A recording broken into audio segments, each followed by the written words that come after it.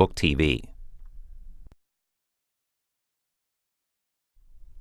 Up next on Book TV, Afterwards, with guest host Corey Mitchell, Washington correspondent for the Minneapolis Star-Tribune. This week, Representative Keith Ellison and his book, My Country 'Tis of Thee, My Faith, My Family, Our Future. In it, the fourth-term congressman discusses his journey from the Detroit world to Minneapolis, his conversion to Islam, his election to Congress, and his rise to become a leader in the Democratic Party. This program is about an hour.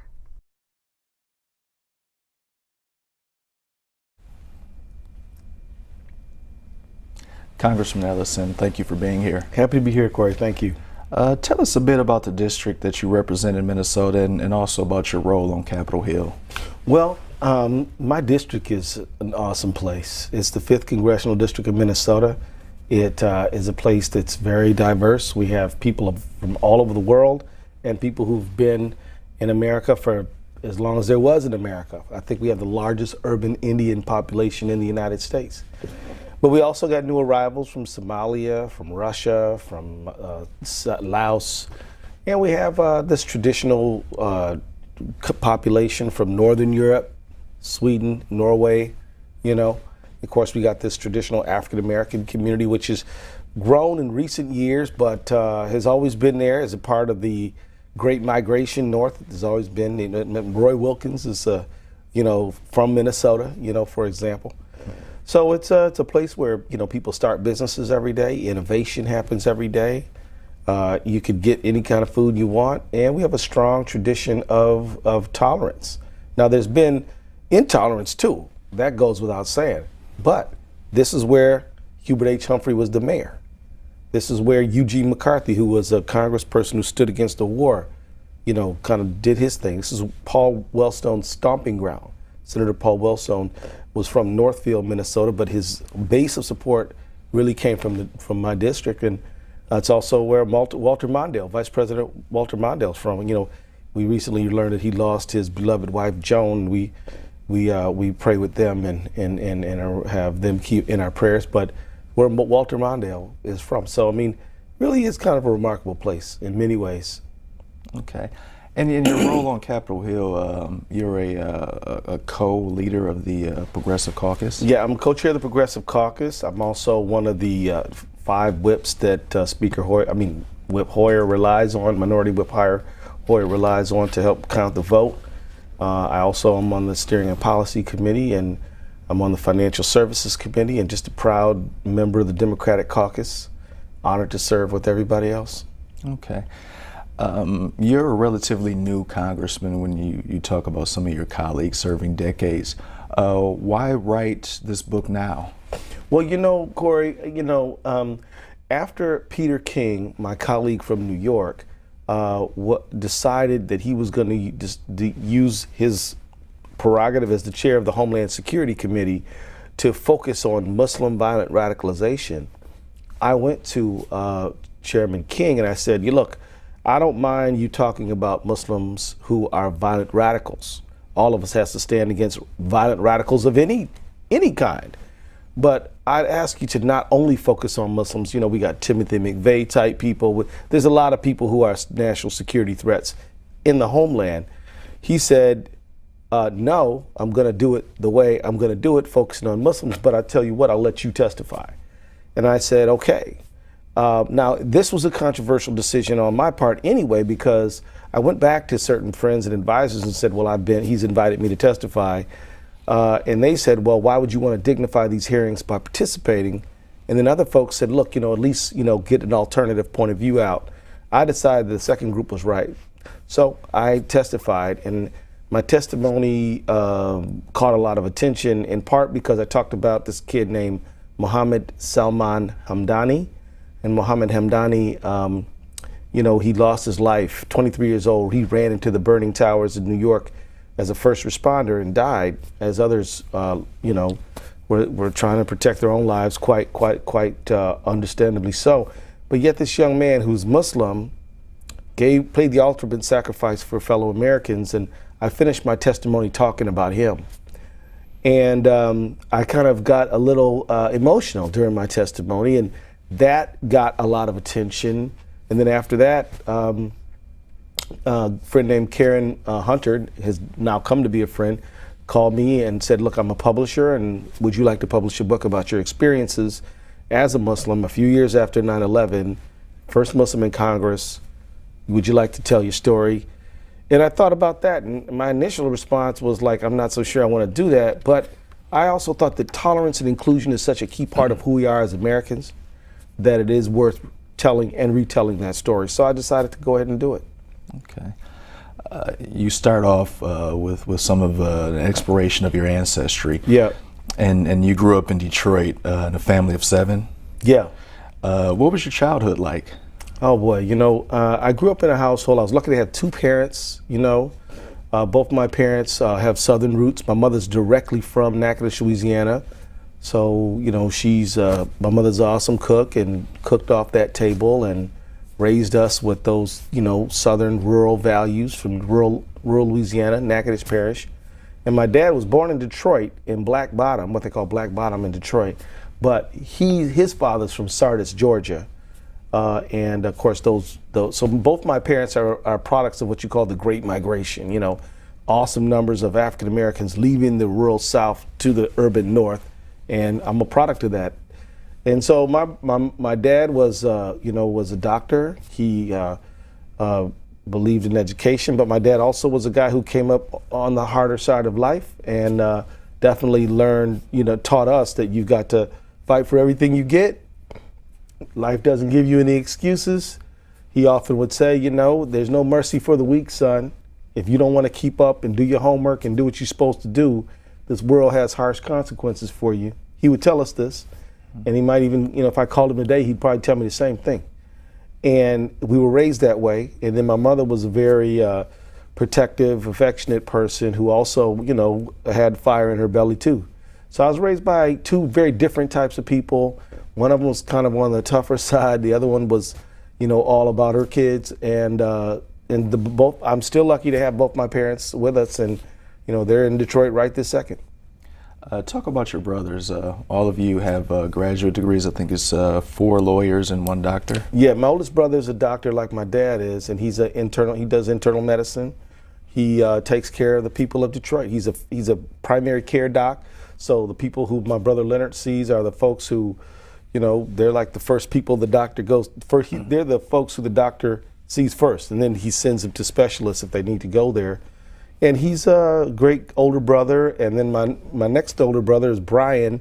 He has a law degree and he does practice law, but primarily he is a Baptist minister. That is his primary occupation.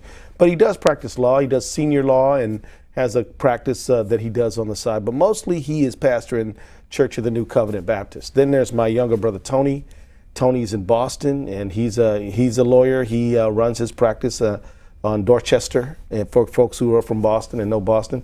Mm-hmm. And then my baby brother Eric is a lawyer in Winston-Salem, North Carolina, and is active in Democratic politics there. And my dream is that one day he'll join me in Congress, but we'll see about that. Okay. In the book, you mentioned that your father is agnostic and your mother is a devout Catholic. Right. Talk to us about what role religion played in your home. Well, my dad was sort of a religious skeptic. I think he believes in a God, right? And I think he'd probably even call himself, a Christian, because but he's not.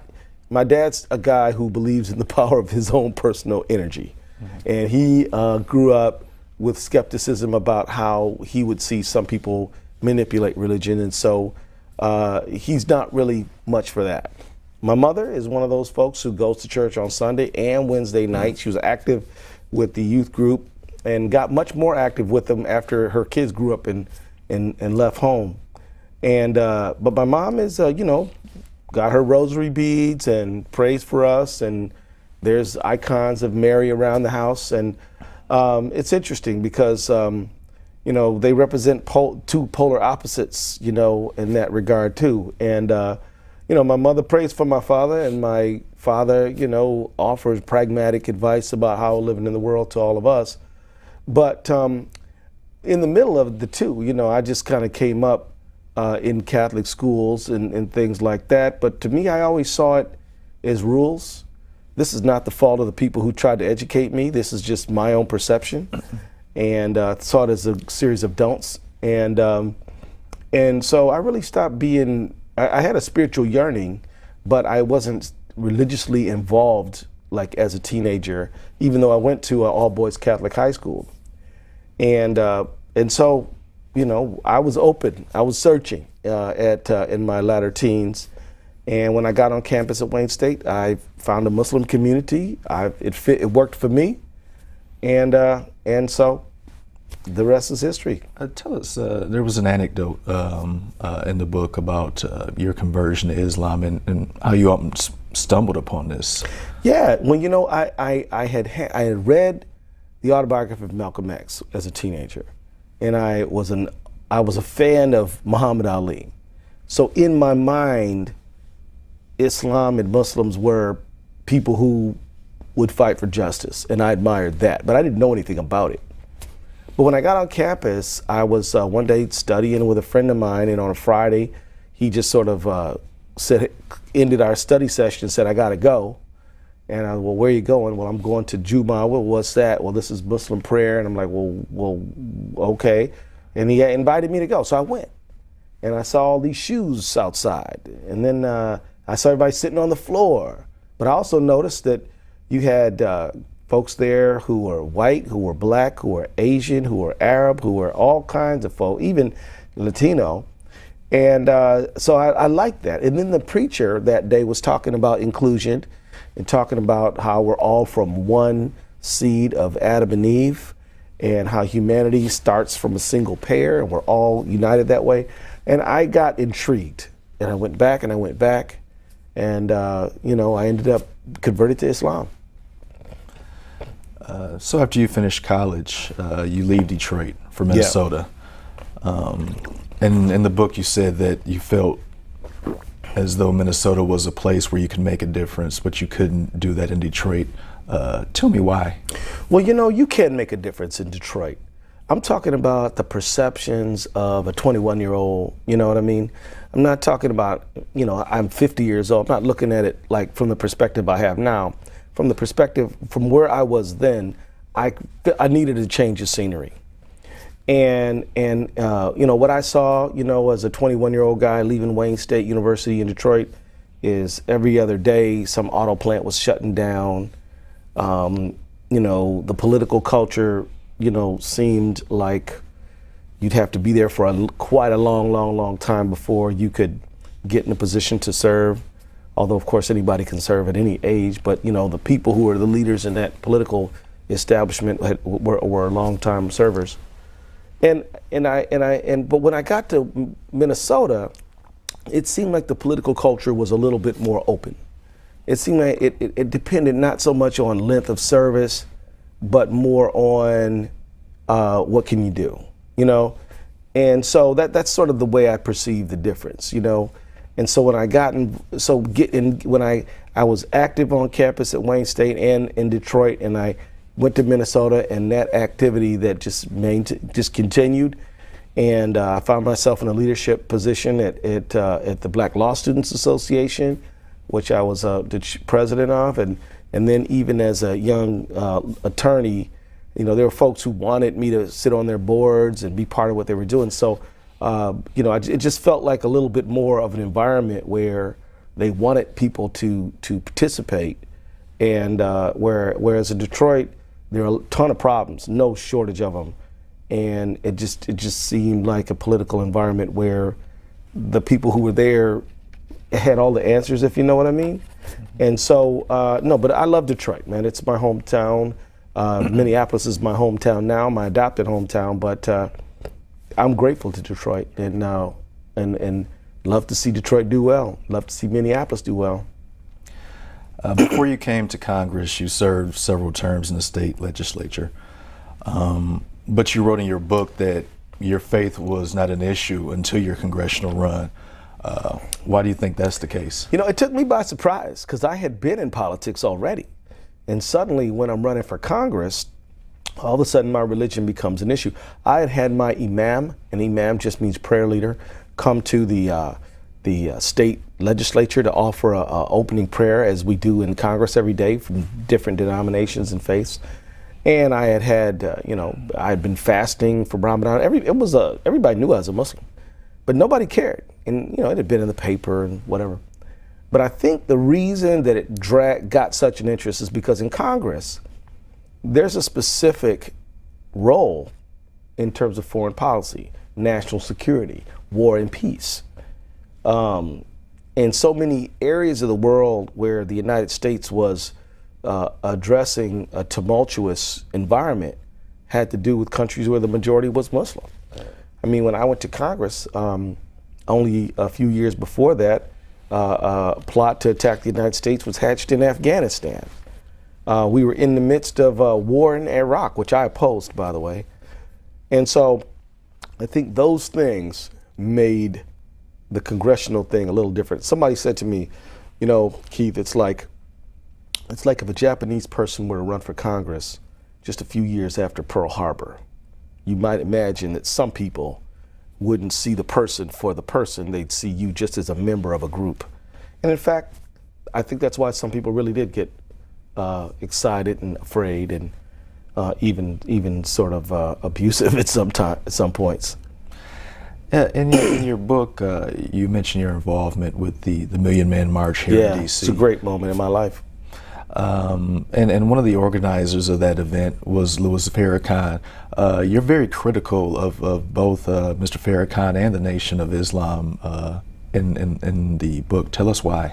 Well, I want to acknowledge that there's a lot of people who come out of prison or on drugs or have whatever problem who are benefited by the nation. And so I want to acknowledge that is a true fact, and we should never take any credit away. But, I guess I was really looking for a greater amount of direction and involvement after the march. I mean, after the march, if you had 2 million men on that mall, you had many, many more millions of people, African Americans and others, and perhaps ready for action right after that. And yet, while there were some policy prescriptions and while individuals who participated did carry them on, it just seemed like, from the standpoint of the group that called the march, it was just sort of like nothing. I found that disappointing, and I thought it was an abdication of leadership. But look, nobody's perfect, right? But my point is, I thought that was a missed opportunity. And also, too, I tend to believe that we need to draw people into action, right? And the march was action. But you want to talk about, like, action, you're talking about, talking directly to the people, organizing them around an agenda that's going to directly improve their lives, not listening to preaching it in a room, right? Or talking about, some otherworldly type stuff. At the end of the day, I have a clear bias towards trying to address the things that are directly negatively impacting people and organizing people. I have a bias toward organizing people around the opportunities that are in front of them. And I just found that there was a call made with no follow-up. But look, at the end of the day, that march inspired me in part to run for office. That march inspired me to think about how, if we could get the level of organization that we needed, what we could do about out-of-home placements for kids in foster care, what we could do about the educational system, what we could do about unemployment, and what we could do about the disparities in health and education. It gave me a sense of possibility. So for that, I'm grateful to the march. I'm grateful to the people who called it. But I do think that execution after the march just wasn't there. So did that lack of execution lead to your political awakening? No, the lack of execution. Well, at one point I was thought to myself, well, is this going to be, what's going to happen? And when it became clear that nothing was going to happen, I said, well, I don't know what anybody else is going to do, but what I'm going to do is I'm going to get even more active in my community. I'm going to run in this political process. I'm going to try to, be a factor in terms of having a greater level of equal justice for every American, right? That's kind of what, and you know. But I also say, you know, like as in Islam, you know, we teach that, you know, we're taught in the Quran that God created humanity from a single pair, male and female, and made us into different nations and tribes so that we would know each other, not despise each other. And I don't have any use for a philosophy that says that one group is exalted above another group, even if I'm in the group that they say is favored. You know what I mean? So I don't really subscribe to that kind of thinking either, you know, so that's another, you know, issue. But at the end of the day, you know, I believe we need action orientation, we need human equality, we need, and that's kind of why, you know, I'm not on board with that kind of thing. In the book that you write, and this is a direct quote, I don't want to have to defend or support anything just because I happen to be Muslim, but you're often called upon to do that. Yeah, it's true. Well, you know, here's the thing. You know, you could look at this whole issue of my status as a Muslim. You can go one of two ways. You can act like you can try to ignore it and say it's my individual and private business, or you can say, look, if my colleagues need information about what Islam is, need perspective on how to deal with the Muslim community in the Muslim world, I'm going to embrace that, because this country is about liberty and justice for all, and I'm going to help I'm going to use this moment in time that I'm able to serve to improve on this idea of inclusion in America. And so that's kind of what I've done. I've decided that rather than flee from the situation, I'm going to go towards it. So that's why I went and talked to my colleague Peter King about, you know, his hearing, and he offered to let me testify, and I accepted that offer. That's why I've gone to other members of in Congress and sort of discussed with them both on private and in sometimes public ways about, you know, the issue of inclusion and standing opposed to bigotry. You know, this is why I've taken it on. You know, it's part of it's just my personality. You know, I tend to step into the breach and offer whatever help I can, rather than say I'm going to look out after my individual private interests and just let things handle themselves. And you talked about your interaction with colleagues. One of your colleagues in the Minnesota delegation, Representative Michelle Bachmann, has accused you of having ties to the Muslim Brotherhood and other terrorist organizations. And that has been made very public. But at the same time, you say that when you guys see each other, you're very cordial. How do you reconcile that? She's personally charming. No one can deny that. She and I have some pretty serious disagreements about a whole number of things, ranging from democracy to voting to how our economy should be operated to the proper role of religion in our country. And we couldn't be more different. We're day and night on these issues, but you know, it's not personal. You know, it's just that you know, I don't know. That's what it is. I mean, I think a lot of people who watch and hear some of the fireworks that come out of Congress and some of the political clashes and the polarization might be under the impression that there's personal animosity between members of Congress. There may or may not be. I don't have any, but the reality is that these are substantive differences, not personality differences. So I don't have any problem shaking the hand of a colleague who I disagree with, or talking to them or getting along with them. I actually believe you should talk to people who have disagreements with, and I'm happy to do that. But yeah, but the folks who watch Congress from across the country should know that it's not a personal animosity. It is a difference of values and belief systems that separates us. In your book, you dispute this perception that Congress and government is dysfunctional, but you also write that it's stuck. Yeah. Explain the difference. Well, democracy's messy.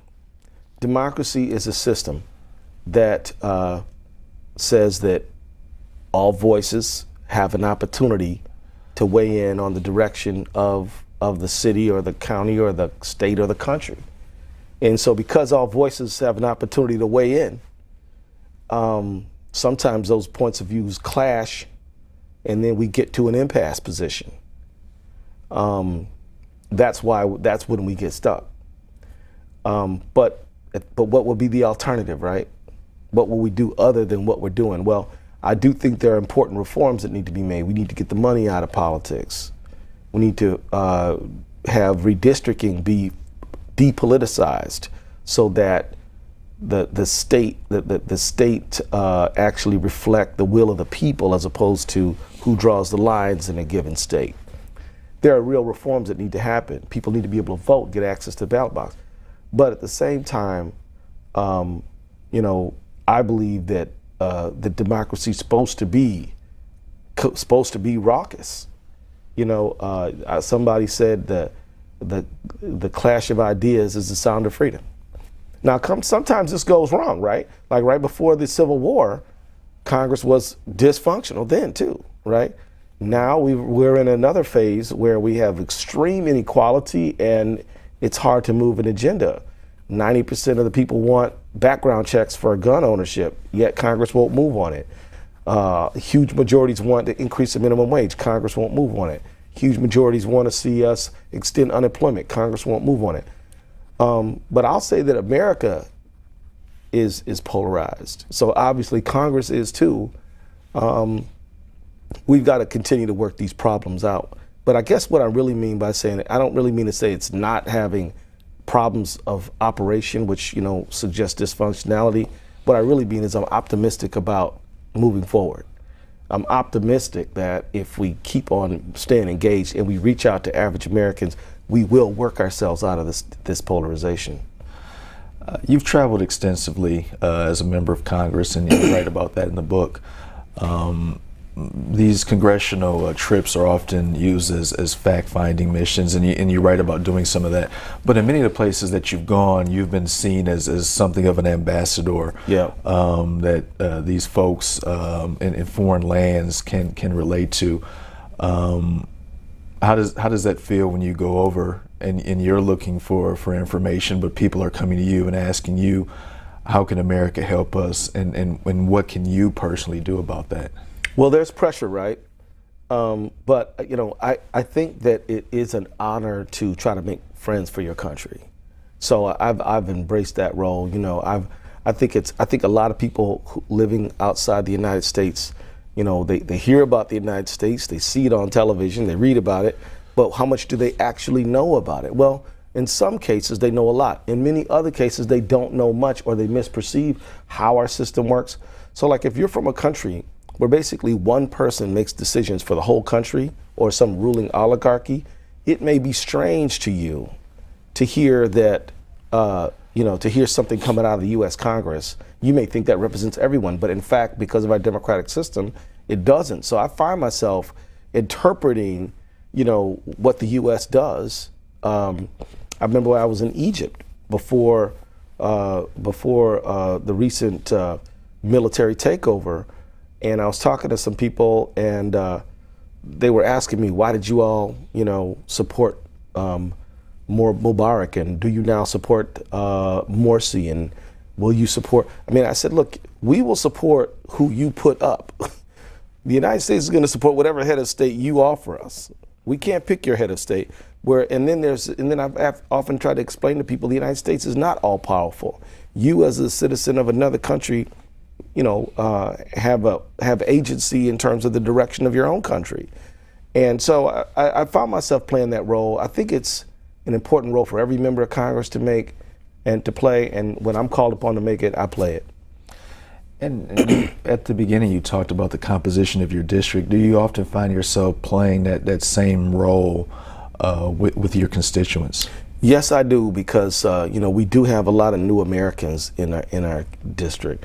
New Americans from all over the globe. And, if you take somebody who's a new immigrant from, say, Syria, or for that matter, say, Zimbabwe, where there's having difficulties with democratic choice of the population. People, you often have to explain how this system's different from that, and how you can criticize the government, and how you must access your elected officials if you want things to happen, and how it's your right, and how this capital is yours. It's not the king's, or we don't serve a king. This is a democratic system. So I find myself often talking about the basics of how to make the democratic system work for you, and I think it's an awesome role, and I actually enjoy it. That leads into the book title, My Country, 'Tis of Thee. Right.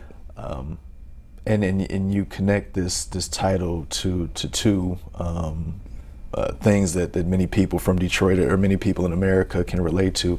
Talk to us about that.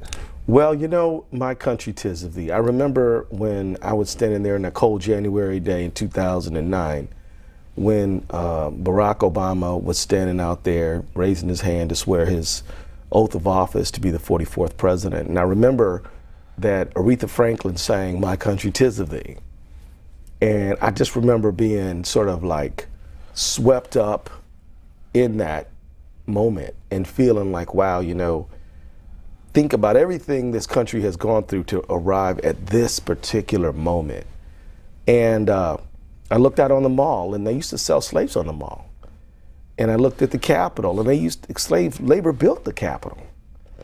And I thought about what happened at the other end of the mall in 1963, which is when Martin Luther King, in his famous "I Have a Dream" speech, invoked those same words to that song, "My Country, 'Tis of Thee," and how at that time, it wasn't even foreseeable that we could be at a moment where somebody like Barack Hussein Obama would be elected president. And then, I just remember standing there in that cold moment thinking about a song I had heard many years before.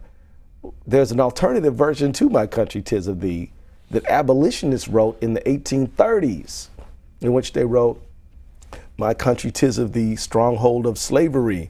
And they wrote a song with the same music, but criticizing the slave system. And I thought, look, that's America, right? It's a tension.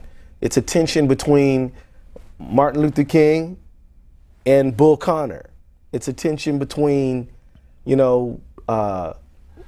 people who are trying to extend and expand democracy, and people who want to keep the benefits of democracy to only their group.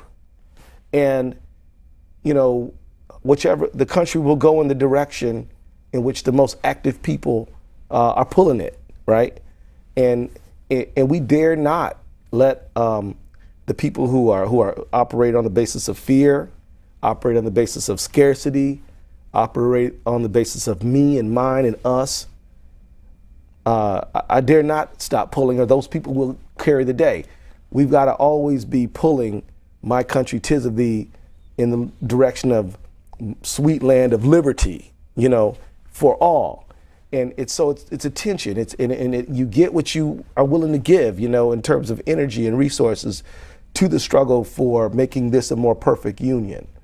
Because I really do believe America has great things to offer to the world.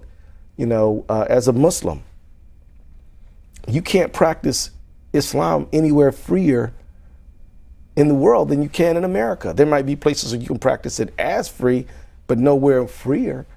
In Europe, in Switzerland, they passed a law banning minarets, which are a key component of an Islamic house of worship. They're not essential, but they're known to be associated with the Muslim house of worship.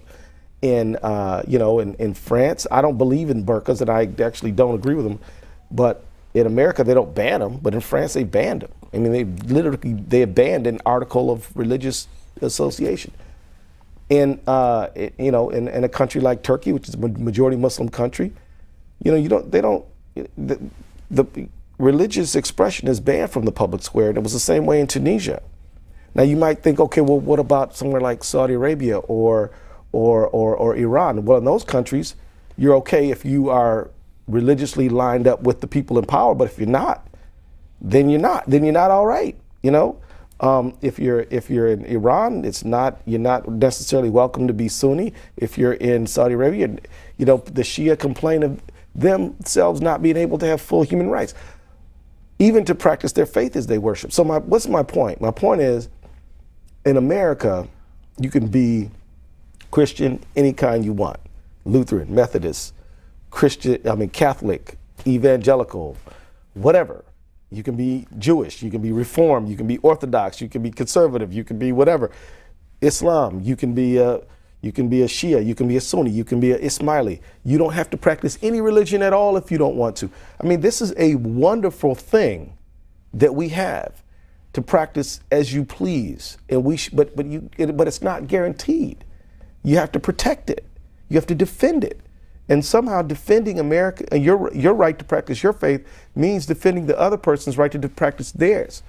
Because once you say, yeah, mine's okay, but yours is not, what if the political tables turn? Then yours won't be and theirs will be. So the only way to go forward is everybody's is okay to practice. Congress shall pass no law establishing a state religion, nor abridging the free exercise thereof. I believe in that. That's an awesome thing. So My Country 'Tis of Thee, man. It's the title of the book, and it's caused me to do a lot of soul searching and reflection about our nation. Do you see any parallels with your experience and the president's experience? Did you hearken back to your swearing in when you were there at the inauguration? I sure did. I thought about the president. A lot of times, the interesting thing about President Obama is that people accused him of being a Muslim in a way to try to discredit him. In fact, I am a Muslim, right? So he's a person with a Muslim name, or a name that could be associated with a Muslim, Hussein in particular, but he's a Christian. I am a Muslim and I have an English name, and so, in some ways, I do sense a certain parallel with the president. And I've often admired how he managed, some of the fire that he's been under, because he's under more than I am, I think. And so he's exercised a lot of grace under fire as well. But look, Obama didn't elect himself, right? Americans elected him, and he is signaling a new dawn, I think. And of course, we're not post-racial. In fact, we have severe disparities in income, education, health, and all of that. But we have defeated slavery. We have defeated Jim Crow.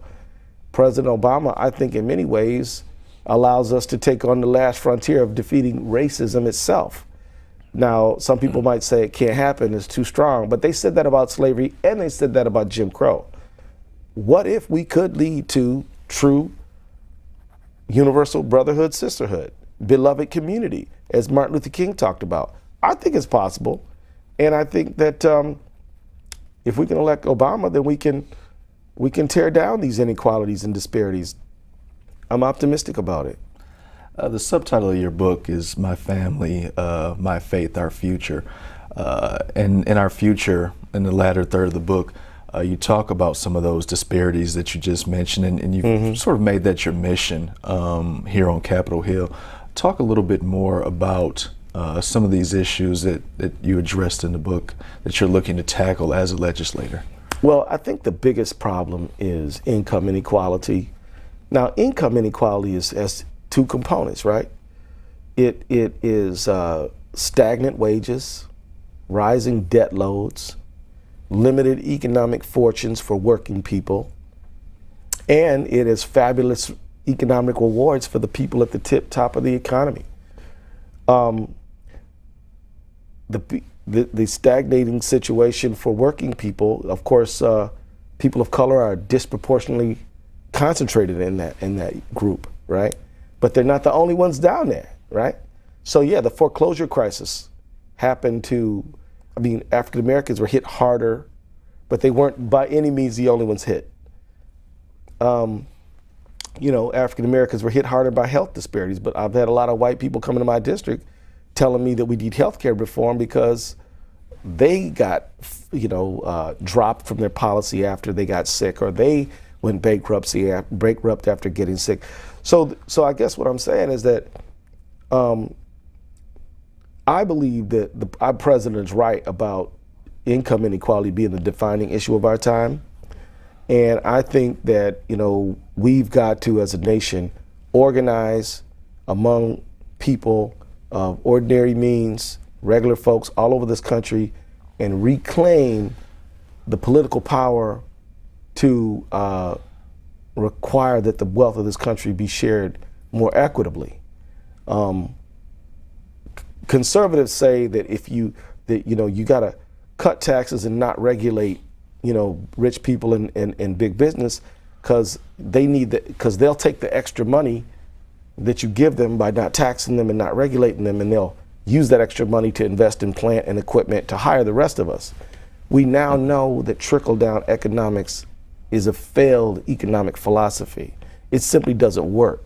There's no historic precedent for it working, and the proof of how bad it works is all around us. So I think that one of the main things I want to do on Capitol Hill is work for prosperity for working families. That means reduce student debt. That means make college affordable enough to work your way through school again. That's something I want to do. That means consumer protection for people who pay high fees and stuff because they're not banked. And that means making sure that the minimum wage is increased and that we have incentives to improve the livable wage. That means also thanking and rewarding companies like Punch Pizza, that is a Minneapolis pizza restaurant that actually raised their minimum wage to $10.10 without any government intrusion. It's better if business says, I want to keep my employees on a job. I want to build loyalty. I don't want to have to retrain people all the time. So therefore, I'm going to pay better, as opposed to this low wage model. We're still dealing with the trade. I want to make sure that we have trade deals that actually help and strengthen the American working class and middle class, not just offshore jobs. So that, we've seen, ever since we passed NAFTA, we've seen ever increasing trade deficits with the United States, with a few dips in recent years, but still we're running trade deficits. It might have reduced and it might have gone up in the last few years, but it's still going up. We're not in a trade surplus situation. We had a trade surplus with Mexico before NAFTA. And so these are just, I think that we don't have a stagnating economy for working people by accident. We have it because of a set of decisions around taxation, trade, collective bargaining, education and training that have put the economy on the footing that it's on. And I regard it as my mission in Congress to make this an economy that works for everybody, including small business, including middle class people, professionals, and certainly workers. Tackling many of these issues has elevated your national profile. You've become a champion of the left. Is this a platform to higher aspirations or higher office?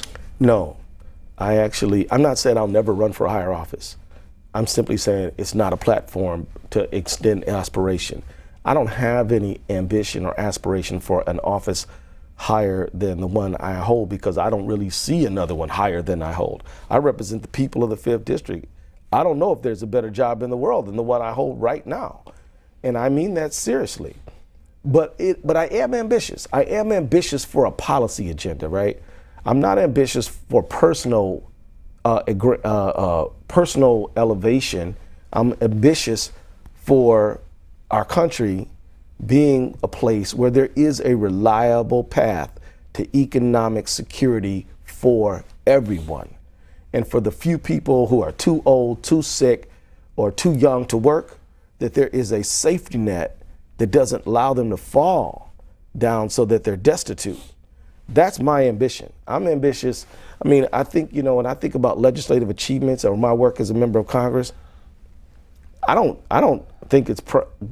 not proud of any title I hold, but I am proud of the fact that the Progressive Caucus and many other members of our caucus, a Democratic caucus, demanded over a year ago that the president issue an executive order raising the pay of federal workers who work for federal contractors. Workers who work for federal contractors were making really, really low pay, and we we got 50 members of the House, 15 members of the Senate to send a letter to the president demanding that their pay get increased through executive order. I asked the president about it personally. I gave him letters about it personally. I asked his staff about it, and other members of the caucus did too. Other members of the caucus went all over this country marching with striking low-wage workers at Walmart, at fast food restaurants. And guess what? At the last State of the Union, the president announced the issuance of this executive order. So to me, that is what I'm proud of. That I'm proud to be a part of stuff like that. I'm not really ambitious for titles. I'm ambitious for achievements that are going to put the average working person, whether they're from Mexico or Somalia or whether they're 10 generations in America, that they can look forward to a retirement, where they're not looking at eating dog food as an older person. They can look forward to their child getting a good education. They can look forward to having a good, decent home to live in. They can look forward to having decent water to drink, and can look forward to having a job that pays them fair. That's what my ambition is. And one of the themes that runs through the book is personal growth, and it's also a message as you talk about your father hammering home. Yeah. 15 or 16-year-old Keith Ellison, Northwest Detroit. Yep. Did you ever see yourself at the point you are now? Did you ever dream about that? No, I when I was that age, if somebody asked me, what do you want to be when you grow up? I honestly would have told them I don't know, right? I knew one thing. I knew that I knew that I loved to read. I knew that I loved to express myself. I knew that I hated to see people treated unfairly or bullied or taken advantage of. That's what I knew. And so it really wasn't until I got on campus that I thought to myself, I want to be an economist. So I majored in economics because I thought, if you want to understand the way the world works, you got to follow the money. My dad would say that all the time. So I started majoring in economics. And then I found out, well, economics is part of it, but it's also politics. So then I did a little grad work in economics at Wayne State, but then I went to law school, and then at University of Minnesota, which brought me to Minnesota, and that's kind of my path, But at 15, I had no idea. In fact, when I got to my 20s, I thought the last place I'd be would be in electoral politics, because I didn't think electoral politics really had much to offer in terms of real change. And I was proved wrong when I met Paul Wellstone, who in my mind combined the pragmatism of a seasoned politician and the heart and idealism of a community organizer. He pulled these two things together, and it was sort of a model for what I wanted to do. You spend a lot of time focusing on your youth, but you also spend a lot of time talking about your family, your children especially, and their experiences, and how different America is for them. Talk to us a bit about that.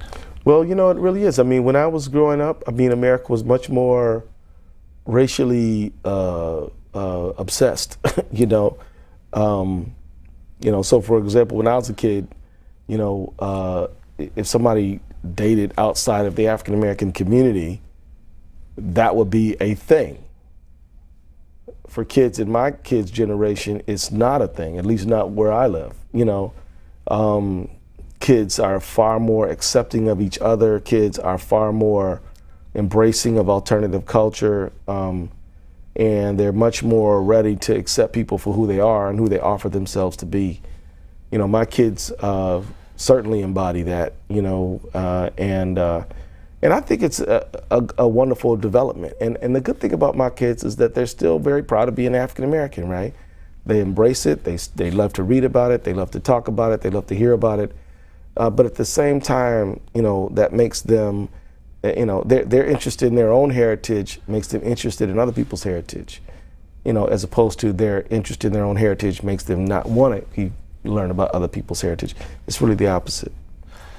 And would you say that you adopted your father or your mother's parenting style? Not my father's, because we don't, we didn't spank our kids, right? And my dad believed in that. But I think I kind of melded the two. My mother, my mother was a person who stuck up for her kids, who made sure. I mean, she was an active mom. My mother was a working mom too, and my mom today is a social worker in Detroit, Michigan.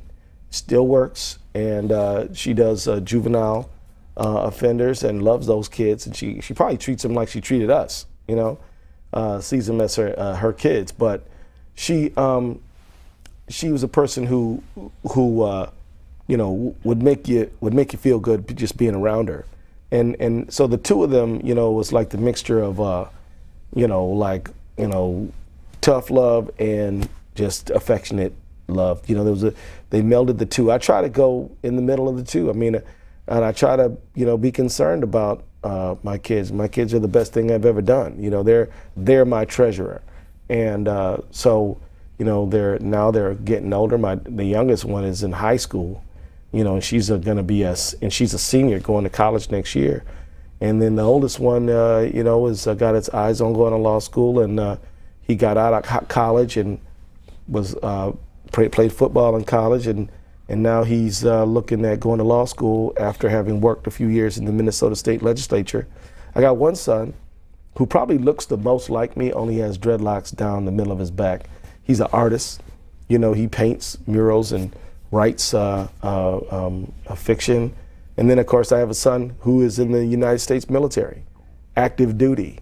And he's 19 years old, stationed at Fort Stewart, and we're very proud of him. So, my kids are my treasure, man. They're the best, but none of my kids were raised exactly like I was, right?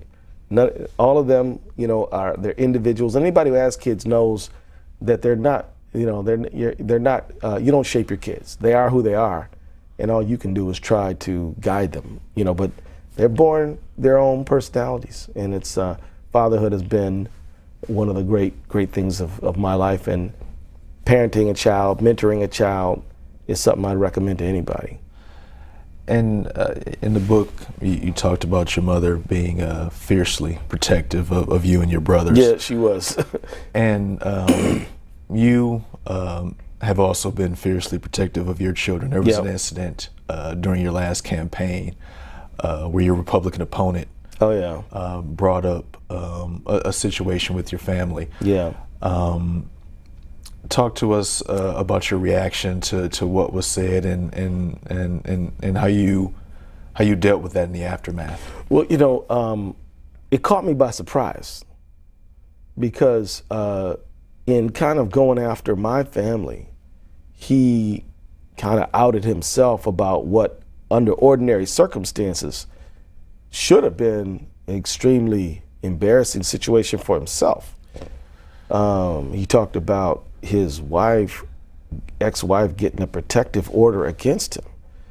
And so then he said, and he tried to say that I let that information out. I didn't. But then he started talking about the circumstances of my divorce settlement. And I took offense to it because when we walked in that morning, my daughter had a day off of school, so we were gonna go do the debate, then I was gonna take her to breakfast. Anyway, I had an emotional reaction. I didn't want her to be subject to the ugliest side. And he was saying things that I knew were false, and he couldn't know they weren't false because he didn't know what he was talking about. But I fell below my own personal standards because over the air, I called him a scumbag, which is, I own that. I was wrong for doing it.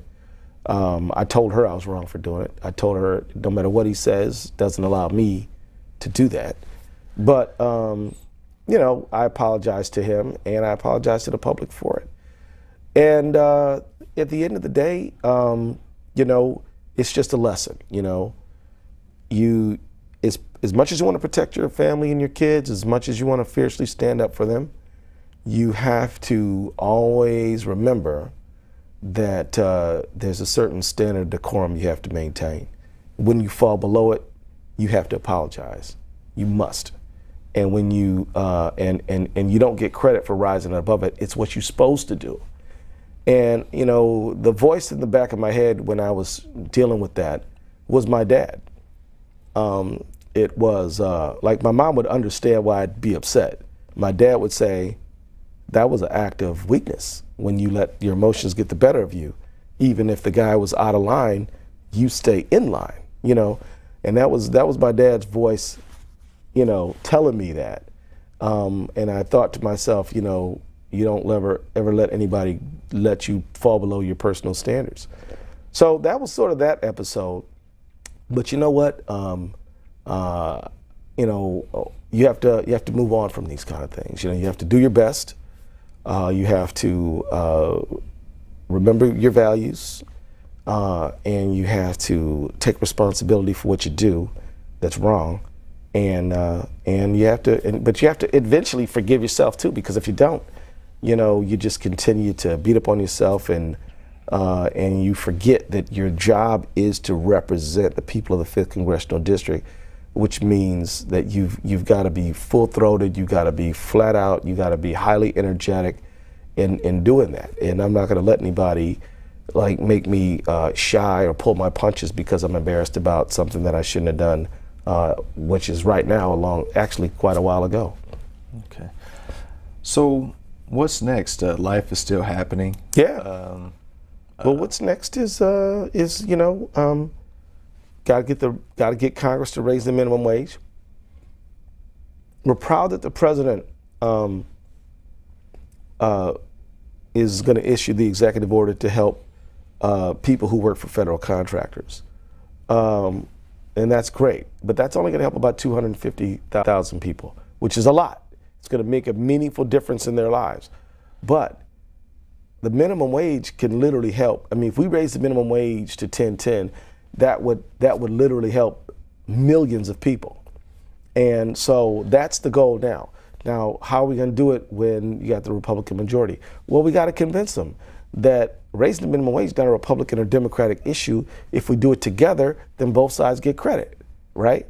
And I would hope that big business would go to the Republicans and tell them, if we raise the minimum wage, the folks we sell pizza to can have more money to buy pizza.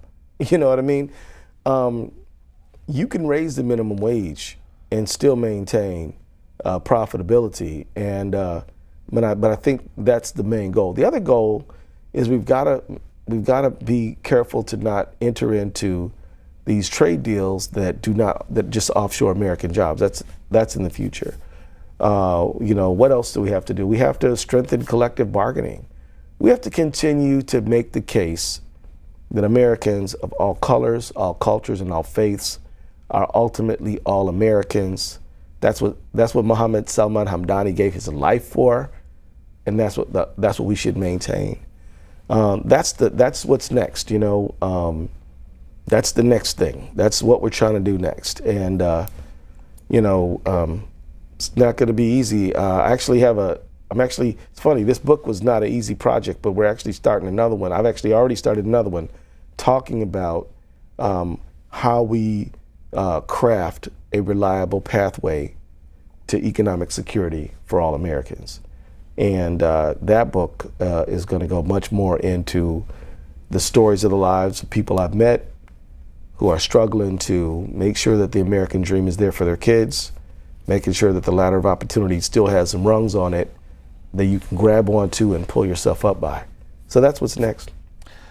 You're already looking ahead, but for people who haven't yet picked up My Country 'Tis of Thee, what can they expect to find inside that they haven't seen before? Well, that's a good question. I think that what people can find in there is I hope it will inspire them to reflect upon their own American journey. That's why I talk about my family and my upbringing up there. You know, I talk about how I got to the kind of thinking that I have now. Like, I kind of trace my journey. We're all a product of who raised us to a certain extent. And so I want people to think about their background. Like you and I before the show were talking about how you were from Saginaw, and I mean you clearly have your own American journey, right? And everybody does. And I want them to think about how, despite the different journeys that are out there, some people crossed the Rio Grande, some people crossed the Mason-Dixon line, some people crossed and came into Ellis Island and saw the Statue of Liberty, and some people came over the Pacific. It's all, but at the same day, you know, I think somebody said, you know, we may have come here in different boats, or we may have come here in different ships, but we're all in the same boat now. That's kind of what I think people will discover in that boat. It'll remind them of some things that they already know. But what they'll learn too is you know, kind of why I chose to swear in on the Quran owned by Thomas Jefferson, and I'll talk about that story. They'll read in there my conversion story. They'll read in there, you know, how we can make Congress function better, in my view. We'll read in there about the critical nature of organizing on the grassroots in order to counteract the corrosive influence of money in politics. So those are things that I think people will learn in there. And if you really love this country and you believe that it has greater things to do, I think that there are some things in this book, you know, that will resonate with you. And you know, I wrote it. And I think in a readable fashion that I hope people enjoy. Okay. Well, thank you, Congressman. Thank you, sir.